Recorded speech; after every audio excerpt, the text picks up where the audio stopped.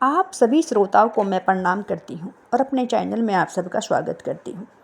आज मैं आपको बड़ अमावस की पूजा विधि और कथा सुनाऊंगी। जेठ कृष्ण पक्ष की अमावस्या को बड़ अमावस कहते हैं। बड़ अमावस के दिन बड़ के पेड़ की पूजा की जाती है। पानी, मोली, रोली, चावल, गुड़, भीगा हुआ चना, फूल दक्षिणा चढ़ाते हैं।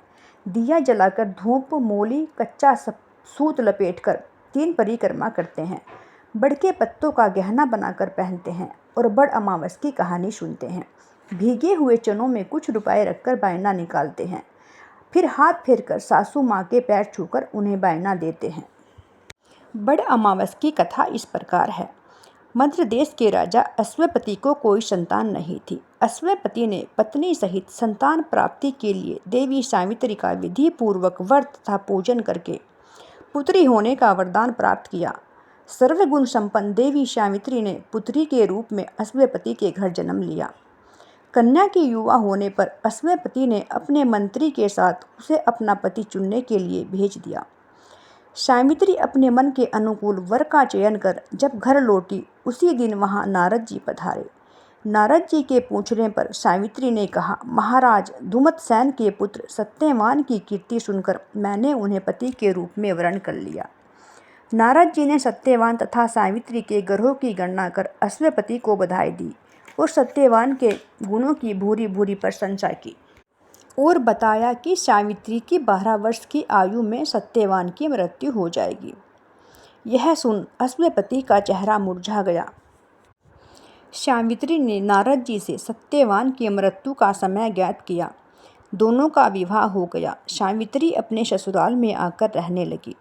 नारद जी के द्वारा बताए गए दिन से 3 दिन पूर्व ही सावित्री ने उपवास करना शुरू कर दिया। नारद द्वारा बताई गई तिथि को जब सत्यवान लकड़ी काटने के लिए चला, तो सास ससुर से आज्ञा लेकर सावित्री भी सत्यवान के साथ चल दी। सत्यवान वन में जाकर लकड़ी काटने के लिए वृक्ष पर चढ़ा। वृक्ष पर चढ़ने के बाद उसके सिर में भयंकर पीड़ा होने लगी। वह नीचे उतरा। सावित्री ने उसे बड़ के पेड़ के नीचे लिटाकर उसका सर अपनी गोद में रख लिया। देखते ही देखते यमराज ने ब्रह्मा जी के विधान की रूपरेखा सावित्री के सामने स्पष्ट की और सत्यवान के प्राणों को लेकर चल दिए। सावित्री सत्यवान को बड़ के पेड़ के नीचे लिटाकर यमराज के पीछे पीछे चल दी। पीछे आती हुई सावित्री को यमराज ने लौट जाने का आदेश दिया। इस पर वह बोली, महाराज, जहाँ पति वहीं पत्नी, यही धर्म है, यही मर्यादा है। सावित्री की धर्म निष्ठा से प्रसन्न होकर यमराज बोले, पति के प्राणों के अतिरिक्त कुछ भी मांग लो। सावित्री ने यमराज से सास ससुर की आंखों की रोशनी और दीर्घ आयु मांगी। यमराज तथास्तु कहकर आगे बढ़ गए। सावित्री भी यमराज का पीछा करती रही। यमराज ने अपने पीछे आती सावित्री से वापस लौट जाने को कहा, परंतु सावित्री बोली, पति के बिना नारी के जीवन की कोई सार्थकता नहीं है। यमराज ने सावित्री के पति धर्म से खुश होकर पुनः वरदान मांगने को कहा। इस पर सावित्री ने अपने सास ससुर का खोया हुआ राज्य वापस दिलाने की प्रार्थना की।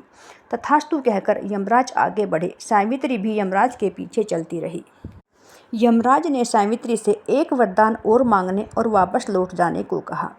इस बार सावित्री ने यमराज से 100 पुत्र की मां बनने का वरदान मांगा। तथास्तु कहकर यमराज आगे बढ़े तो सावित्री बोली, आपने मुझे 100 पुत्रों का वरदान दिया है, पर पति के बिना मैं माँ किस प्रकार बन सकती हूँ। अपना यह तीसरा वरदान पूरा कीजिए।